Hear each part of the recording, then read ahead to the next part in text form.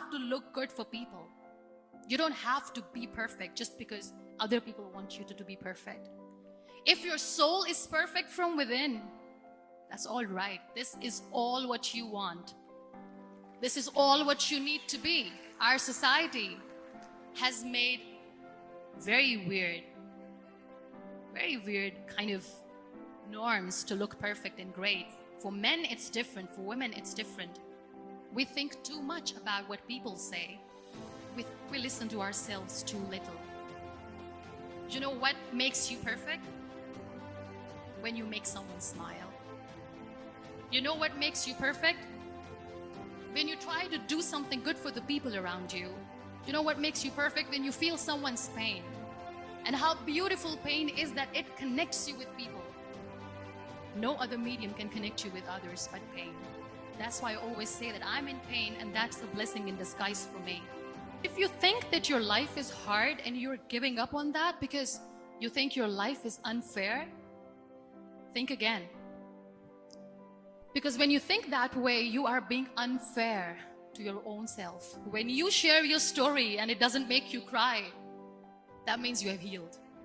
The real happiness doesn't lie in success, money, fame. It lies within. Real happiness lies in gratitude. I believe in the power of words. Many people speak before they think. But I know the value of words. The words can make you, break you, they can heal your soul, they can damage you forever. So I always try to use the positive words in my life wherever I go. They call it adversity, I call it opportunity. They call it weakness, I call it strength. They call me disabled, I call myself differently able. They see my disability, I see my ability. There are some incidents that happen in your life, and those incidents are so strong that they change your DNA. Those incidents or accidents are so strong that they break you physically.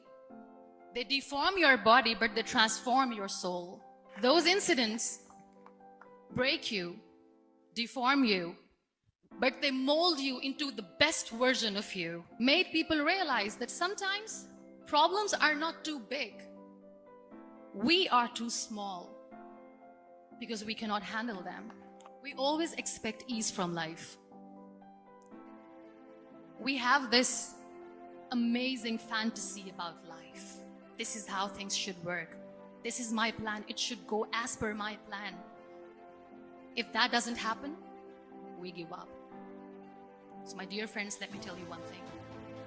I never wanted to be on the wheelchair. Never thought of being on the wheelchair. I was always aspiring to do bigger things, but had no idea that for that I have to pay the price to be where I am today. It's a very heavy price. This life is a test and a trial, and tests are trials are never supposed to be easy. So when you're expecting ease from life, and life gives you lemons, then you make the lemonade, and then do not blame life for that, because you were expecting ease from a trial. Trials make you a stronger, better person. It is okay to be scared. It is okay to cry. Everything is okay, but giving up should not be an option. They always say that failure is not an option. Failure should be an option, because when you fail, you get up, and then you fail, and then you get up, and that keeps you going. That's how humans are strong. Failure is an option, should be an option, but giving up is not. Never. We have this thing in minds.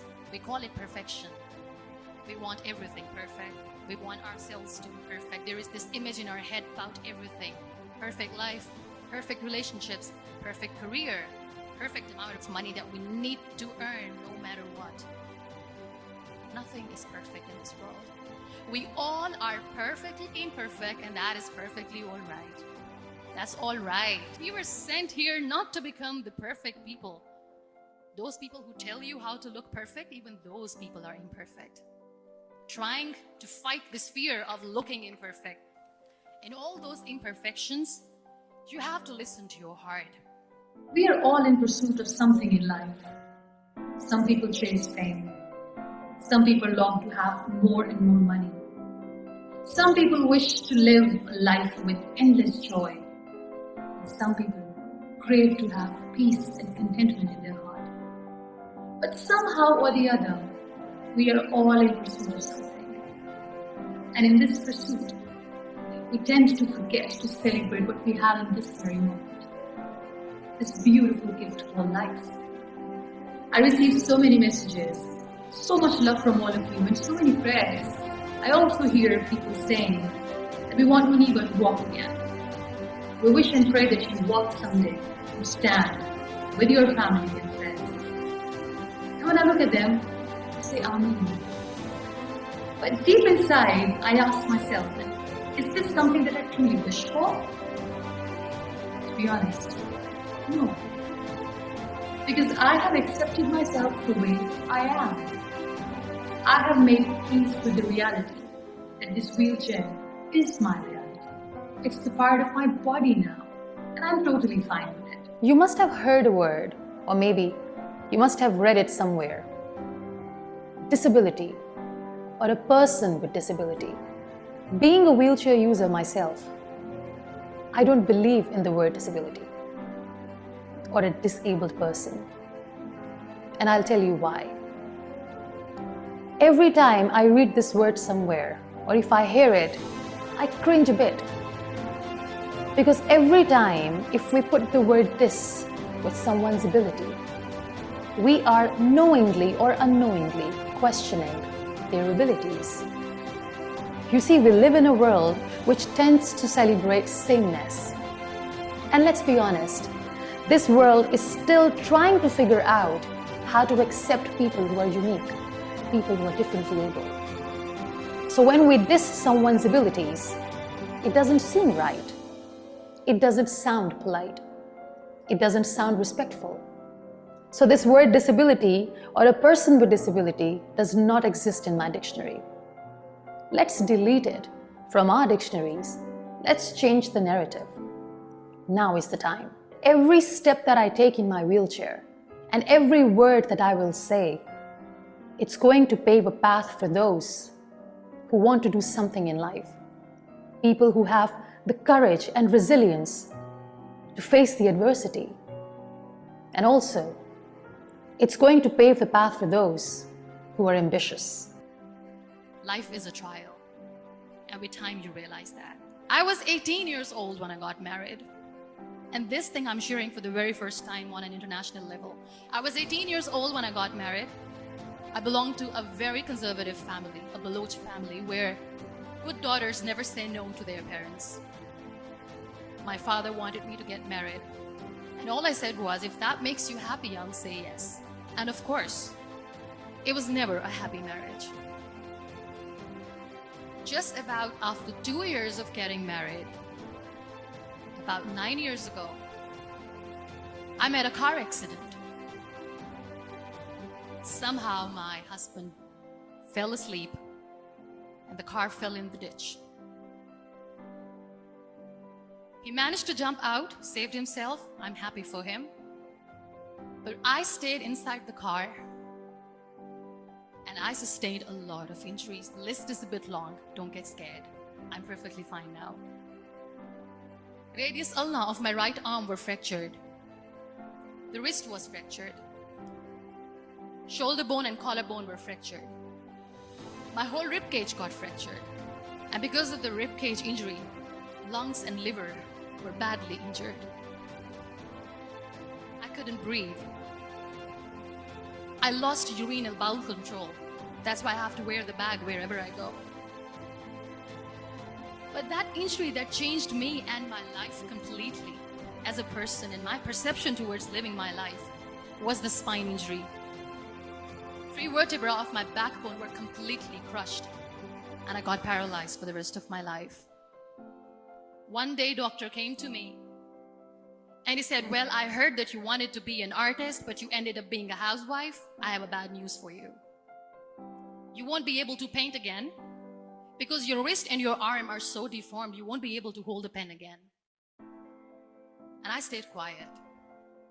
Next day, doctor came to me and said, your spine injury is so bad, you won't be able to walk again. I took a deep breath and I said, it's all right.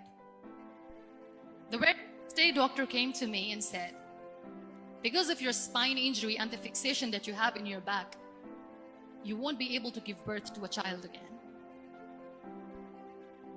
That day, I was devastated.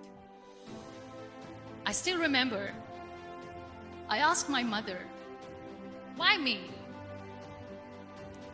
And that is where I started to question my existence. Why am I even alive? What's the point of living?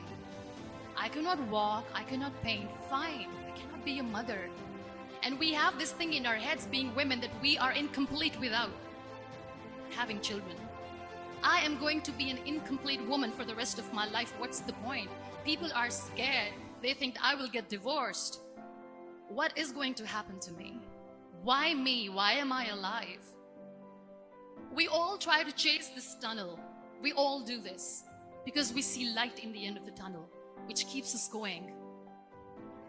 My dear friends, in my situation, there was a tunnel that I had to roll on, but there was no light. And that is where I realized that the words have the power to heal the soul. My mother said to me, this too shall pass. God has a greater plan for you.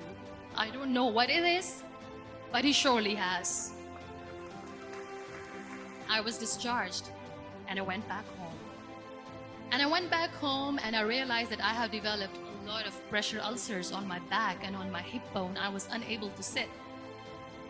There were a lot of infections in my body, a lot of allergies. So doctors wanted me to lie down on the bed straight for not 6 months, for not 1 year, for 2 years. I was bedridden, confined in that one room, looking outside the window, listening to the birds chirping and thinking maybe there will be a time when we'll be going out with the family and enjoying the nature. That was the time where I realized how lucky people are, but they don't realize. There are always turning points in your life. There was a rebirth day that I celebrated. After 2 years and 2.5 months, when I was able to sit on a wheelchair, that was the day when I had the rebirth. I was a completely different person. I still remember the day I sat on the wheelchair for the first time, knowing that I'm never going to leave this, knowing that I won't be able to walk for the rest of my life. I saw myself in the mirror and I talked to myself. And I still remember what I said. I cannot wait for a miracle to come and make me walk. I cannot sit in the corner of the room crying, cribbing and begging for mercy because nobody has time. So I have to accept myself the way I am. The sooner the better. And that day I decided that I'm going to live life for myself. I am not going to be that perfect person for someone. I am just going to take this moment and I will make it perfect for myself. And you know how it all began? That day I decided that I'm going to fight my fears. We all have fears. Fear of unknown, fear of known, fear of losing people, fear of losing health, money. We want to excel in career, we want to become famous, we want to get money. We are scared all the time. So I wrote down one by one all those fears. And I decided that I'm going to overcome these fears one at a time. You know, when you end up being on the wheelchair, what's the most painful thing? That's another fear that people on the wheelchair, or the people who are differently able, have in their hearts, but they never share. I'll share that with you. The lack of acceptance. People think that they will not be accepted by other people because we, in the world of perfect people, are imperfects. You all are thriving in your careers. You have bigger dreams and aspirations in life. Always remember one thing. On the road to success, there is always we, not me. Do not think that you alone can achieve things. No. There is always another person who is standing behind you, maybe not coming on the forefront, but behind you, praying for you and supporting you. Never lose that person. Never. When you think your glass is half empty, come on, your glass is half full. It's all in here and here. There are so many people in the world who are dreaming to live a life that you are living right now. You have no idea. Embrace each and every breath that you are taking. Celebrate your life. Live it. Don't die before your death. We all die.